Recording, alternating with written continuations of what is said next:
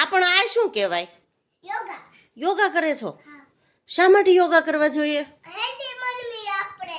Healthy બની જાવ એટલા માટે?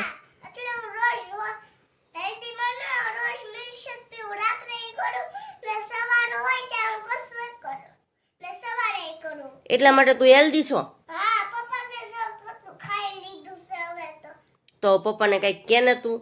સમજતા નથી ને માનતા નથી. કેટલી વાર કહો છો, કતો પેટ વજાયડો, દોડ હાલવા જાય તોય પેન નો ગમે એમ તો.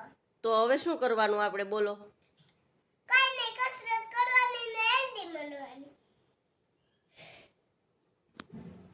ત્યારે પપ્પા હવે તમારી બધી વાતો માનશે ને?